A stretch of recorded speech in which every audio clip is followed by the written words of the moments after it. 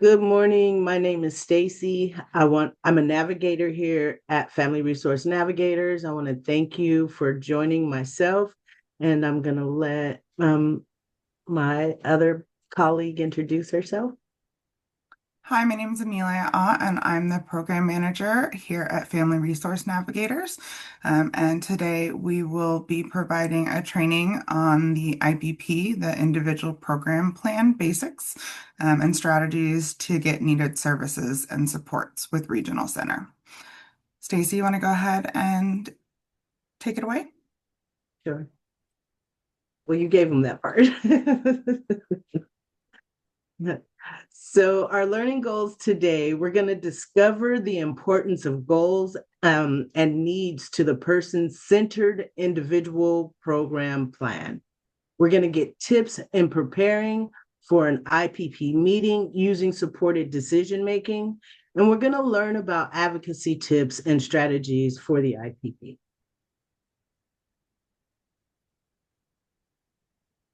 Okay, we're gonna learn a lot about the Latterman Entitlement Act. The Latterman Act came into being as a result of community advocacy in 1960s. The Latterman Act gives people with developmental delays the right to receive services and supports to achieve their goals.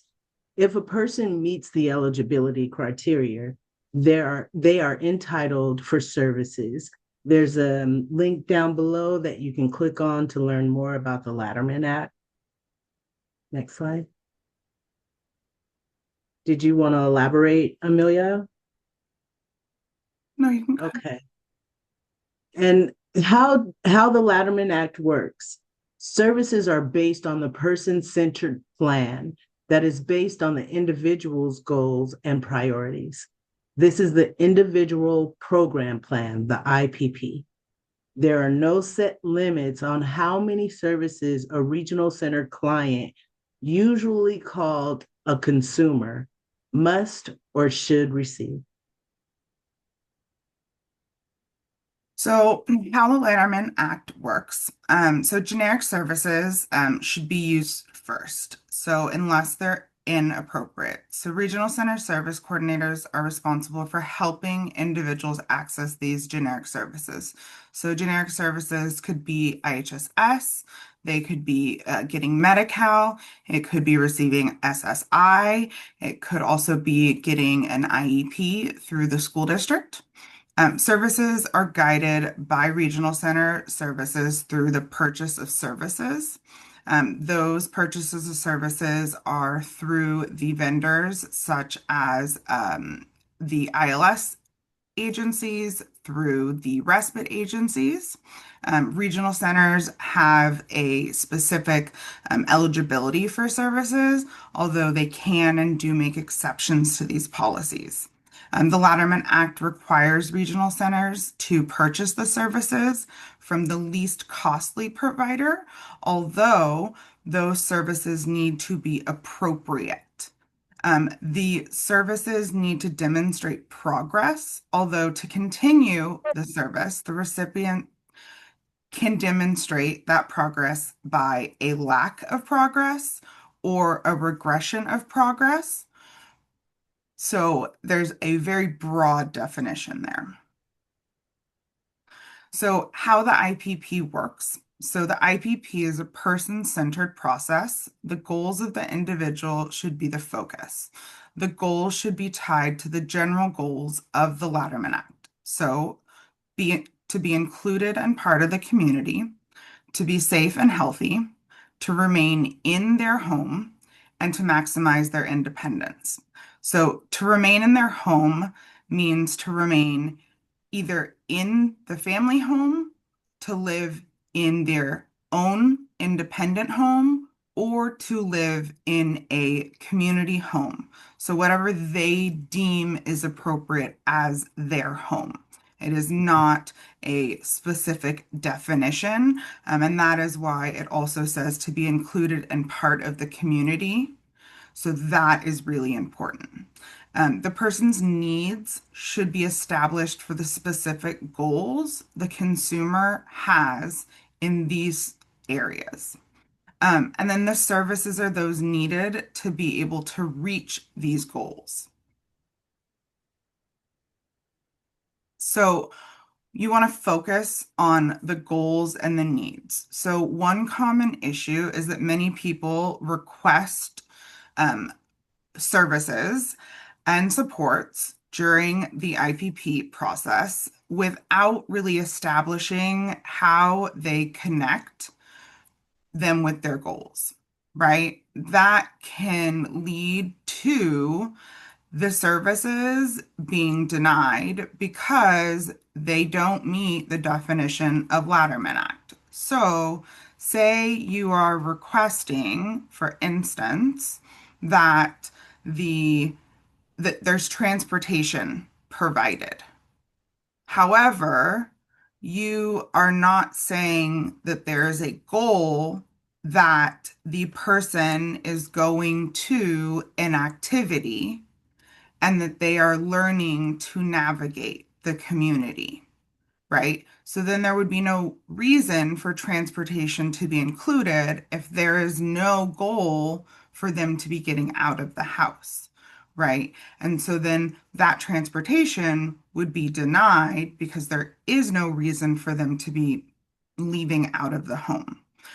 That's why it's important to discuss the goal, right, of them getting out of the house to go to an activity and the need with the supporters and preparing that before the IPP meeting.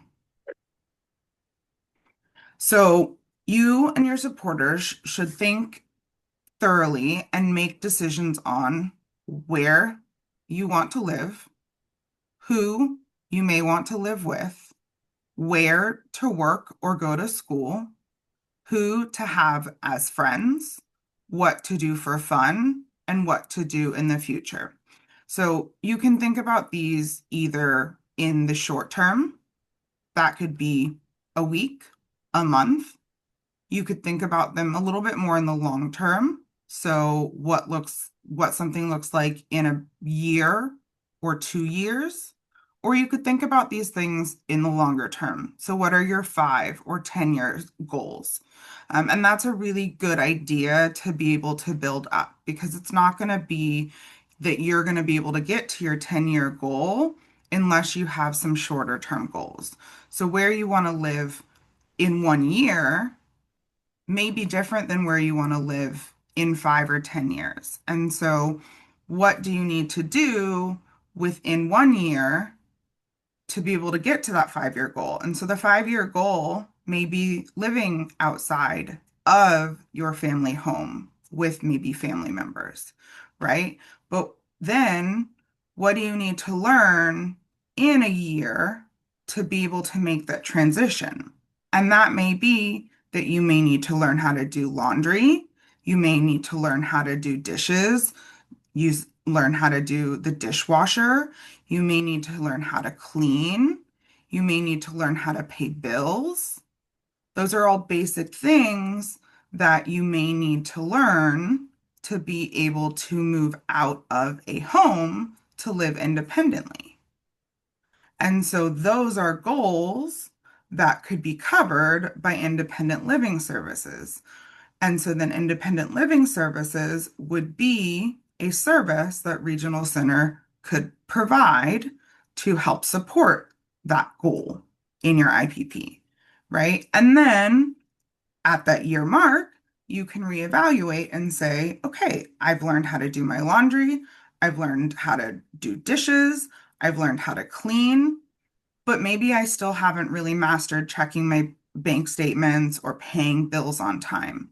And so maybe I still need further support on paying bills and checking my bank statements. So maybe you still need further support, but maybe you feel that you're comfortable still moving forward with moving out of your family home, right? And so then maybe you do move forward with accomplishing that goal. Now, where do you work, right? What goal do you need to have on going to school, right? Are you going to school to be able to work, to be able to financially support yourself to move out? What type of job do you want? Those are all things to think about, again, in the short term, midterm, and long term.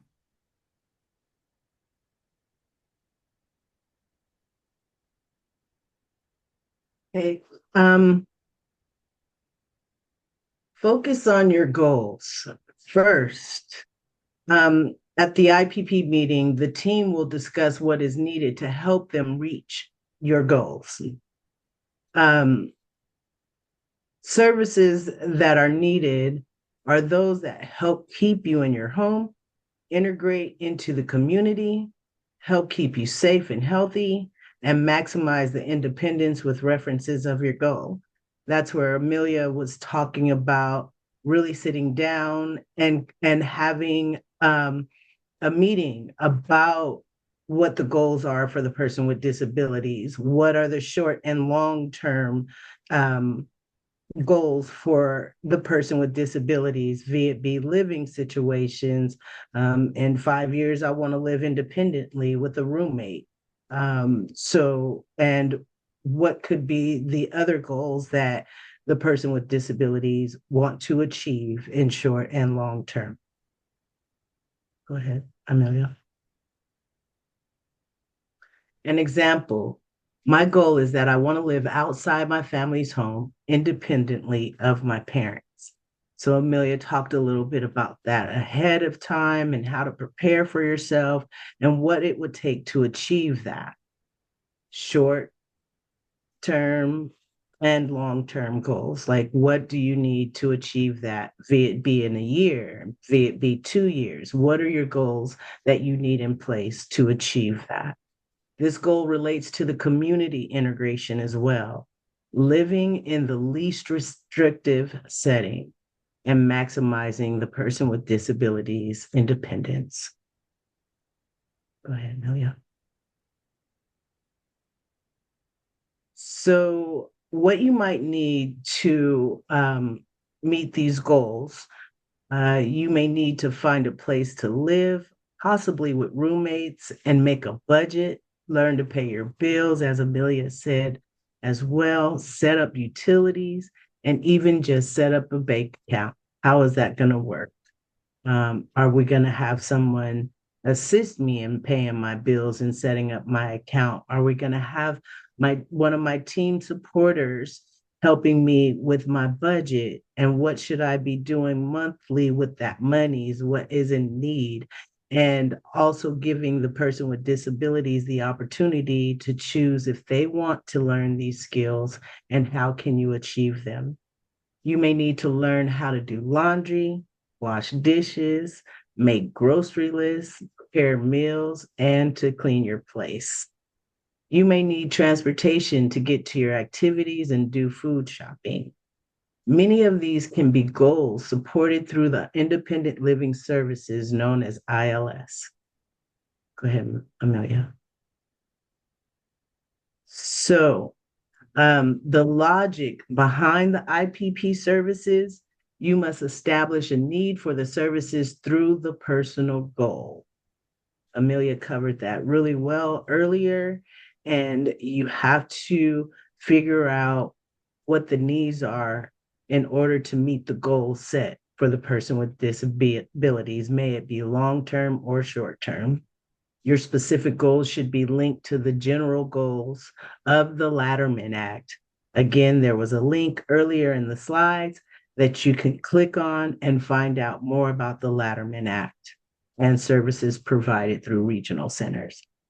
And I think that we also need to elaborate that regional centers, we have our regional center in California, and our regional and the Latterman Act is based in California as well, if I'm correct, right, Amelia?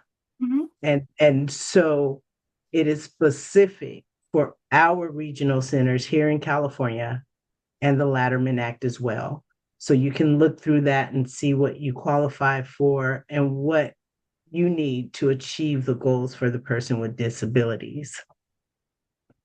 Um, Services are to help meet the need to achieve the goal, and these needs need to be related to the disability. There must be no other entity or generic resource that can be provided to the person with disabilities that can appropriately meet the need for the person with disabilities to get the services. Did you want to elaborate anywhere in there, Amelia? So what I'll say is, for instance, with IHSS, right? So in-home support services, um, many times somebody will ask for nursing services for an individual. However, independent or IHSS provides services of in-home support services for areas of daily living skills, such as self-care needs. You would need to be receiving IHSS services for areas of daily living skills and be exhausting and receiving the maximum amount of hours. You would then need to be applying for the HCBA through the waiver of personal services care to receive further support. Regional center would not be able to provide services in that area because there is a generic service available. Even if you ask regional center, that is not a service that they are typically able to provide. And that is many times a contentious area because there is a need there for a family that needs additional support for a person with a disability, whether that be a nursing need or supervision issue when it comes to maybe a trach and suction concern. However, that's not something that regional center would typically cover because there is a generic resource as well as there is still a responsibility on a parent under the age of 18 for a child to take care of that. Now, once the person turns 18, there's a different burden, and then a regional center can pick up more of that responsibility. But there is those kind of boundaries that many times families will run into of services not fully covering a situation. All right, so we'll talk more about kind of preparing for IEP advocacy. Last time we kind of talked about the range of services available and some tips to prepare for the meeting using supported decision making. This module is going to focus more on, is going to focus more on the IEPP advocacy. So make a plan with your supported decision-making team to figure out how your supporters will assist you as the decision maker in the IPP process. This may include helping write up and your family's concerns, which you can ask to be included in the IPP, document your needs, goals, and communicate in the meeting. So again, everybody has different communication methods. Everybody has different ways that they want discussions to happen, right? Many times that can be written, so that can be communicated that you would prefer that all communication be written down, right? That you can have a computer and everything can be typed in and the computer can be passed back and forth if that's what needs to happen. It could be speech to text also so that it's written down. You could record it with a recorder. That's okay too. You can also say that you would prefer that somebody else speaks on your behalf and you just say yes or no if what that person is talking about you agree with, right? So talk about that with your supporters in advance so that they know what they are doing in that IPP meeting for you so that there is no kind of concern. And obviously, there may be concerns that come up in real time. You can prepare all you want, and there may always be something that comes up. But preparing is always better than not preparing. So let the service coordinator know that you plan to record the meeting. you must let Regional Center know at least 24 hours in advance. So again, this is similar to an IEP meeting, that you do have to let them know at least 24 hours in advance that you plan to record the meeting. So you are able to develop your own agenda. You can do this with your supporters. You can do it alone. That's up to you. Um, you can ask for it to be included in the IPP document, or you can go ahead and just let the regional center case manager create the agenda for you. So you can also ask for a decision maker to attend the meeting. Generally, the regional center case manager will come to the meeting to make decisions on behalf of a regional center client. So keep in mind that the regional center case manager is not typically a decision maker. Okay. Many times, the decision maker is somebody higher up. Their schedules are many times more packed, and that can delay meetings. So sometimes it may be quicker to have a meeting with your regional center case manager if you don't feel that the conversation is going to be contentious. If there is a situation where you feel that is going to be contentious, then asking for a decision maker to be present would be a good idea so that that decision can be made in real time. So with IPP advocacy, make sure you have a record, either a recording or notes of agreements, disagreements, or next steps. So many times there are decisions that need to be reviewed or questions as to what services or how many hours or what the costs of those services are going to be. Many times research needs to be done, and that's understandable, right? We don't know every single service. You may not know them. The regional center case manager, there's hundreds of services the regional center can provide. And so making notes of the services that you guys discussed and the services you guys were in agreement on, the services that the case manager is going to get more details on and review the eligibility. And then maybe how long the regional center case manager said that they are going to take to get back to you, right? Are they going to get back to you within a week? Or are they going to be getting back to you in 24 hours? Many times, getting a service in place, a week response is absolutely okay, right? Because it's not a service that needs to start overnight. However, in other situations, it may be that that service needs to start immediately.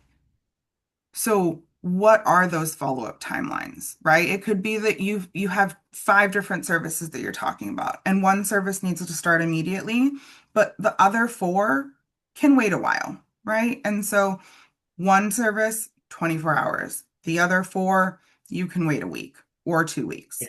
right? And so having that documented and writing it down, I always suggest that with those, you send a follow-up email after Mhm. the meeting with all of that information and say, we talked about 1, 2, 3, 4, and 5. 1, you said you'd get back to me in 24 hours. 2, you said you'd get back to me in a week. 3, you said you were going to get the purchase of service over to an agency. 4, you said you were going to send me the different agencies so that I could research them. 5, you said you were going to get back to me in a week, right? And that way, it's all in writing, and then I can follow up with them if they didn't get back to me. Um, And just real quickly, I'm sorry, Amelia. I really love what she said right there. And one is really to make sure that you're writing it down. And when you ask them those close-ended questions, it then gives them the responsibility to get back to you in a timely fashion. You're asking them, when should you expect a call back? When should you? And it's making them hold themselves accountable. So I really appreciate her expanding on that, and that we make sure that we also can hold them accountable and to get the dates that they plan to call you back, the times that they plan to respond. Like all of that is really important. And that's an entitlement that everyone has.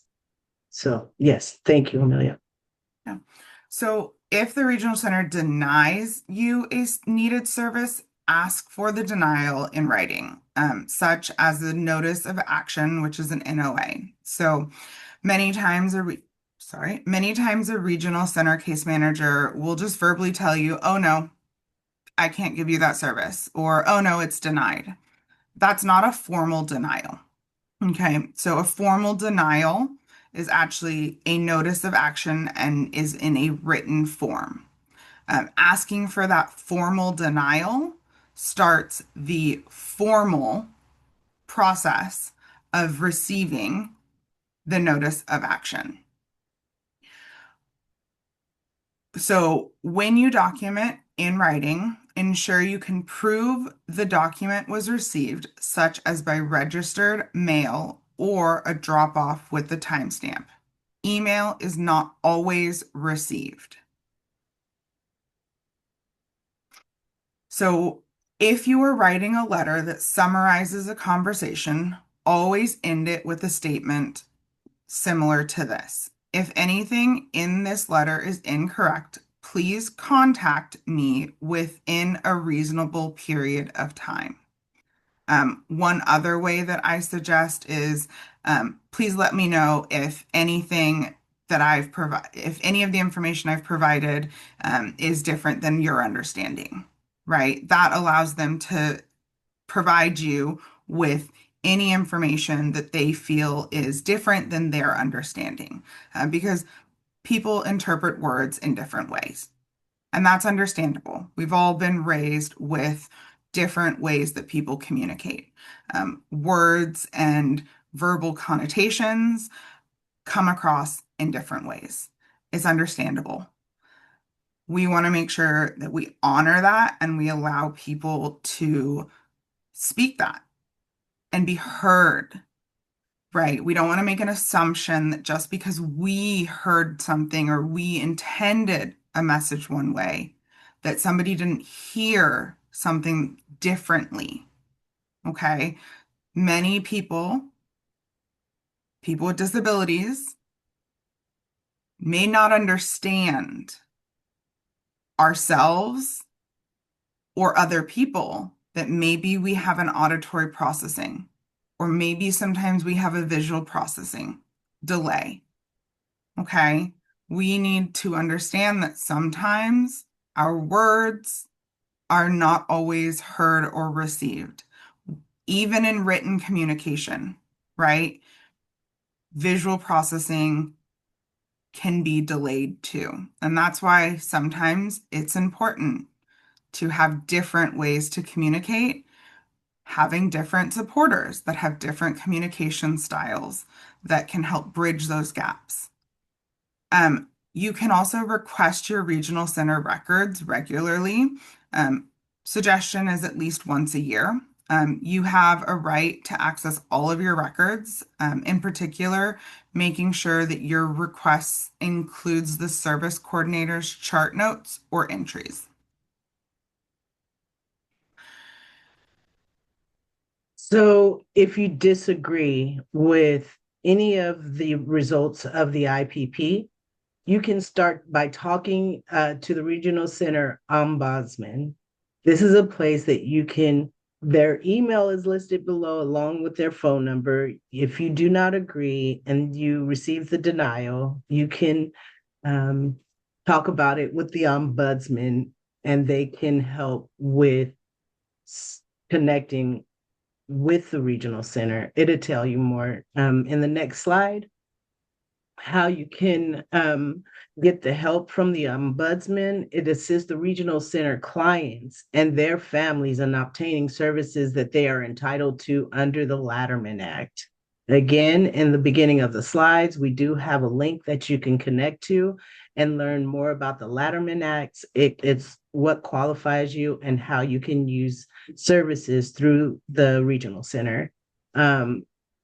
The Latterman Act is specifically designed for our regional centers in California. They provide information and help resolve disagreements and complaints.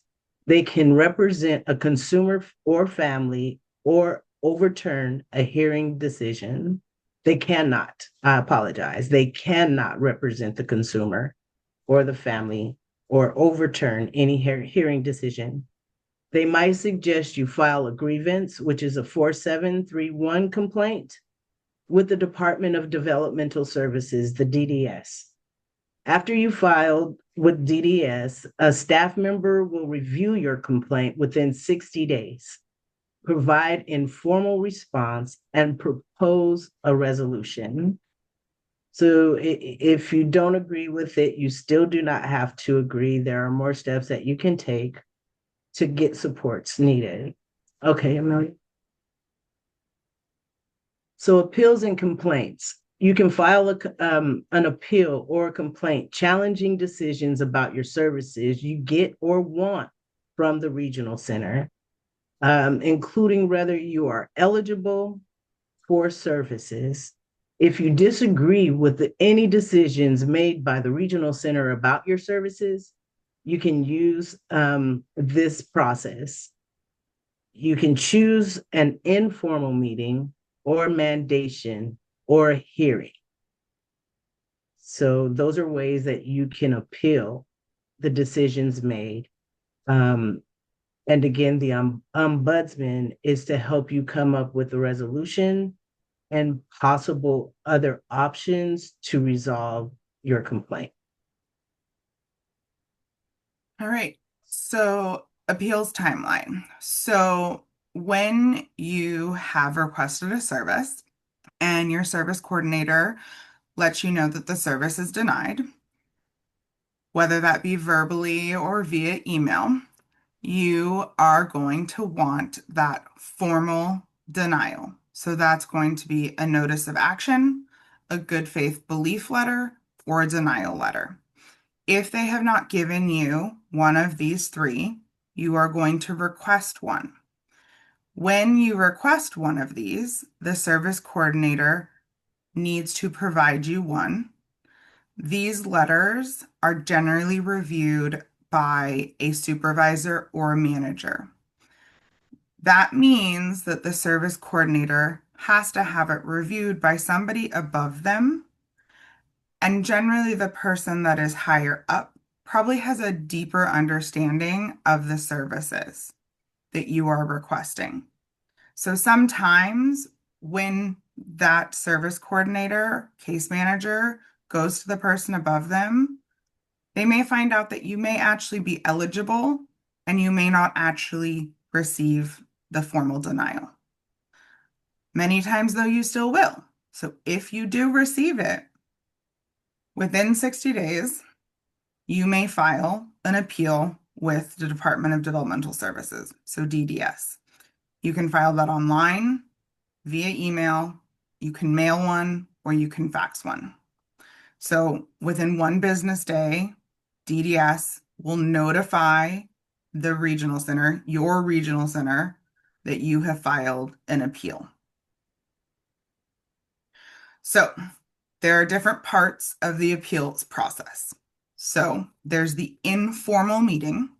So within 10 days of your appeals request, your regional center will hold an informal meeting, which will typically include the client, any supporters, the service coordinator or case manager, and the regional center decision maker.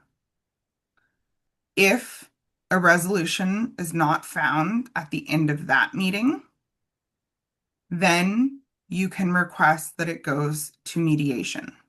So within 30 days of the appeal request, okay, and remember that it says within 30 days of the appeal request. It's not within 30 days of the meeting of the informal meeting. It's from the original date of the appeal request. Then a mediation is held. And so the mediation has an outside mediator that comes in and sits down and helps to try and resolve the issue. If there's not a resolution at that time, then it can go to a hearing. So within 50 days, an appeal request with a hearing is held. Okay, so there are 3 steps, and at each one of those steps, it becomes more and more kind of formal, right? And more evidence needs to be brought forth to justify the request of the service. This process can be long and difficult. So having supporters there can be very crucial for anybody to be able to go through the process. It is not easy or simple for anybody through these steps. Gathering the documents, going to these meetings, scheduling the meetings. Regional Center, although they probably go through it pretty frequently, so they do have some practice, you probably are not going to go through this process frequently. It is probably going to be your first experience, or maybe only once or twice or a couple times, hopefully, in your lifetime. But these regional center decision makers, they're going to have gone through it more than a few times. They're going to have that practice. They're going to feel comfortable in these situations, right? It's uncomfortable to go into these. Having somebody that you trust sitting there with you is going to make you feel supported. So picking people that you feel comfortable around, that help calm you, help center you, is going to really help you. So during the hearing process, you can use the Office of Clients' Rights Advocacy, which is ORCA. They provide free legal information, advice, and representation to regional center clients and can help with this process. You can contact your local ORCA office. There's a Northern California and a Southern California office. Their contact information is there. So with results, there's the final versus the proposed decisions. So the final, so within 10 days of the hearing, so if you get to the final hearing step, but not more than 80 days from the appeal request. So remember, again, these are from the days of the hearing and 80 days from the appeal request. The Office of Administrative Hearing makes a final decision. With a proposed decision, the department director reviews some decisions. These reviews are done within 90 days of the appeal request. So with a reconsideration, you can, within 15 days of the final decision, a claimant can request a reconsideration. Within 180 days, a claimant may appeal to Superior Court.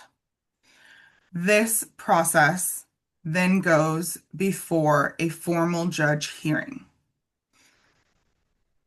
This process requires an extraordinary amount of evidence and support to get to this step. It's also 180 days. So remembering that through this process, this service is not going to be in place. So trying to find a solution with Regional Center while going through this process can be really important unless the service is very extraordinary and really, really needed because of the time and energy that you will be expending going through the appeals and complaint process. And So, Leah? Oh, I'm sorry. Go ahead.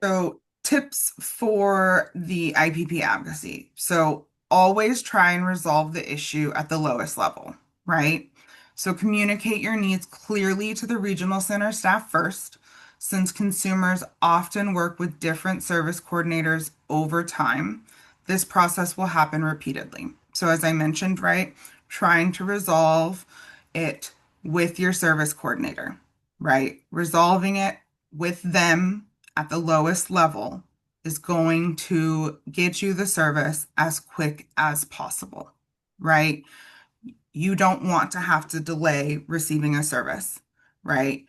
Keeping your relationship intact with your service coordinator is going to be the most beneficial for you in the long run. You can request a different case manager. However, again, not all case managers are made alike. And so just because you request another case manager doesn't mean that the next case manager that you're assigned to is going to be any better or any different. Okay.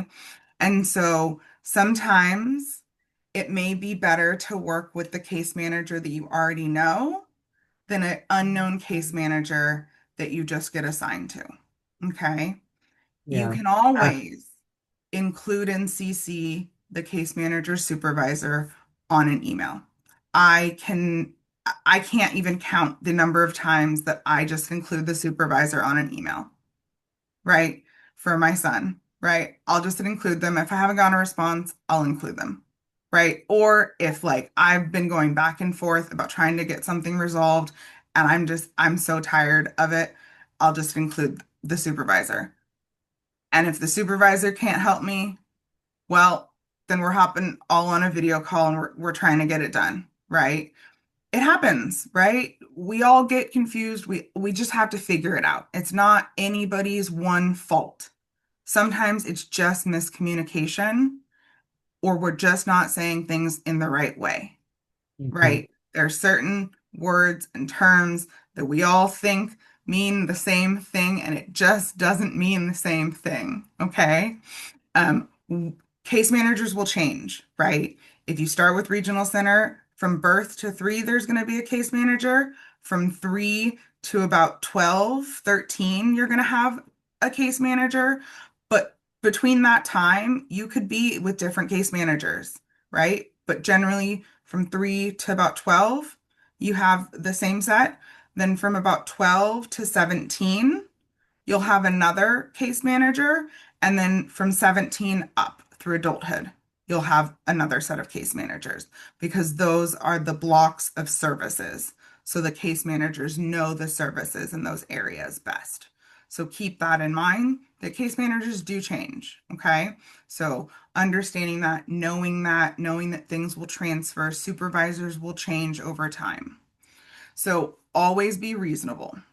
If someone overheard your conversations, read your letters, or saw your requests based on your needs, they should see you as respectful and fair. We may all lose our cool at times, right? We all know that sometimes we have a bad day. Sometimes something just makes us really upset. We always want to try and be respectful, right? We want to make the assumption that what somebody said to us was not meant to hurt us. It was not meant to be rude to us. It just hurt us. But we don't need to try and hurt them back. Okay? So try not to then hurt them back, even if you're hurting. You can explain, this hurt me the way you said that, so that they understand not to do it again to you. We all have those emotional situations. However, there may be situations, though, where somebody does have to say that this is how I have to do something because this is what our policies are, or this is what is required for me to do my job. So we have to understand that there are boundaries that are put in place sometimes that may be uncomfortable, but are reasonable and fair. Okay. So understanding that is really crucial to working in that professional area. Um, Documentation is your best friend, right? It can show what you need and what has happened so far. So make sure you record and document. Again, you can record it on your phone. You can have it recorded on your computer if it's via Zoom, however you want to record it. It can just be notes that you type up. But what I recommend is always sharing it with the case manager, service coordinator, and letting them know at the end, please review this. If there's anything that you feel is different than what we've discussed, please let me know. Or can you please confirm that you've received this and let me know if there's anything different? Right? And these may also be services, I'm sorry, Amelia, that you have had before and you're being denied. Let's say for purposes of transportation, but your person with disabilities have shown improvements, have shown independence, and it's been safe and healthy for them. And you feel that the program will support them going forward for a length of time in a certain area, such as independent living. You can show proof, you have documentation why you are requesting for these services to be continued for the person with disabilities and what you have found that has helped that person and the long-term expectation that you may have out of that program that your person with disabilities would benefit from. And then be organized. So having all of your information readily available can make it easier to advocate. So keeping records, having all of the information in one place. So if you keep records in paper form, putting them all in a binder in one place, having them sorted by the month so that you can go back and look at them month by month, or you can have them sorted based upon notes, and then you can have the IPPs, and then you can have your POSs, you can have your claim forms in a binder, or Mhm. you can have them as a folder digitally on your computer, or or you can have them in your email, however you see fit. For me, I happen to just my email communication because I send so many things via email. I just keep them there, right? I have all my emails that I send for all the claim forms for reimbursements. I have my email communications with the case manager. I have everything that's signed through DocuSign saved there with all the IPPs and those things, right? I do have a lot of the POSs in paper form, but I keep them all in a folder. That's my method of organization, but everybody has different methods of organization. And that's what figure out what works for you is really crucial because if it doesn't work for you, then that organization is never going to work, right? But try different ones. If one's not working, try something different.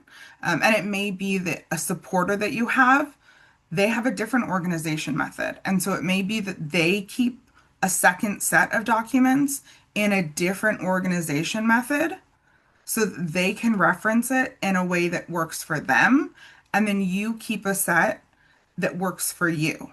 And that's an okay method because then that's duplication and that's sometimes better, right? Then two people have it and you always have a copy there.